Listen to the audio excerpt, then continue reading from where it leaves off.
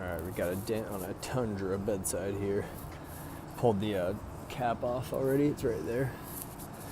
Lots of access holes to get to the dent. Another truck's mirror, I guess, hit the bedside. So that was the contact point. There's actually a slight dent almost all the way down, but I think it stops before the black mark ends there. So we'll fix the dent and we will get that black mark off as well. So you can see it's got some length to it. All right, just finished the Tundra, put the cap back on. It's flush there, no broken clips, so you can see. Show you in the natural light just because there's a really good reflection. I don't think we need the LED light there, but got all the black mark off and got all the denting out.